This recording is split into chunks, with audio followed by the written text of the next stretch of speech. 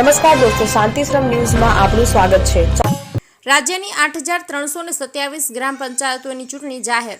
ગુજરાતના 33 જિલ્લામાં કુલ 8326 ગ્રામ પંચાયતોમાં ચૂંટણી યોજાઈ રહી છે, જેમાં 4688 ગ્રામ સામાન્ય વિભાજન કે મધ્ય સત્ર, જ્યારે 3638 પેટા ચૂંટણી એમ કુલ 8326 ગ્રામ પંચાયતોની ચૂંટણી યોજાશે।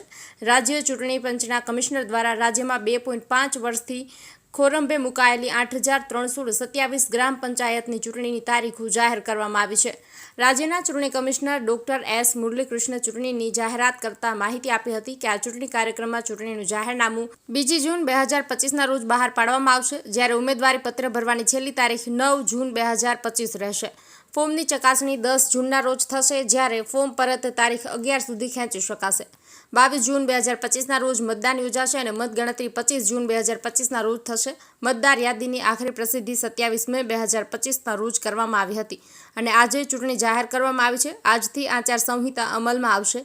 મહત્વની વાત એ છે કે પંચાયતની ચૂંટણીમાં ઈવીએમનો ઉપયોગ થશે નહીં। ઉલ્લેખનીય છે કે ગુજરાતમાં જ 4000 ગ્રામ પંચાયતમાં 3 વર્ષથી વહીવટદાર શાસન ચાલી રહ્યું છે, જેમાં વધુ 1400 પંચાયતોની મુદત 30 જૂને પૂર્ણ થઈ રહી છે।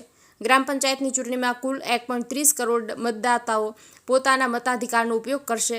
ઉત્તર ગુજરાતમાં યોજાનાર સામાન્ય વિભાજન કે મધ્ય સત્ર પેટા ચૂંટણીઓની વિગતોમાં જોઈએ તો પાટણ જિલ્લામાં સામાન્ય ચૂંટણી 310, જ્યારે પેટા ચૂંટણી 370 મળીને કુલ 380 ગ્રામ પંચાયતોમાં ચૂંટણીઓ યોજાઈ રહી છે।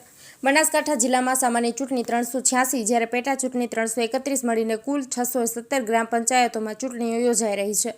મહેસાણા જિલ્લામાં સામાન્ય ચૂંટણી 455, જ્યારે પેટા ચૂંટણી 75 મળીને કુલ 530 ગ્રામ પંચાયતોમાં ચૂંટણી યોજાઈ રહી છે। સાબરકાંઠા જિલ્લામાં સામાન્ય ચૂંટણી 267, જ્યારે પેટા ચૂંટણી 128 મળીને કુલ 395 ગ્રામ પંચાયતોમાં ચૂંટણી યોજાઈ રહી છે, જેમાં બનાસકાંઠા જિલ્લાના દિયોદર તાલુકાની 36 ગ્રામ પંચાયતોની ચૂંટણી યોજાનાર છે, જેમાં 25 ગ્રામ પંચાયતોની 2022માં મુદત પૂર્ણ થયેલ છે, જ્યારે 10 ગ્રામ પંચાયતો નવી અસ્તિત્વમાં આવેલ છે, જ્યારે વડિયા ગ્રામ પંચાયતમાં જુલાઈ 2024માં અવિશ્વાસની દરખાસ્ત આવતા જગ્યા ખાલી પડી છે।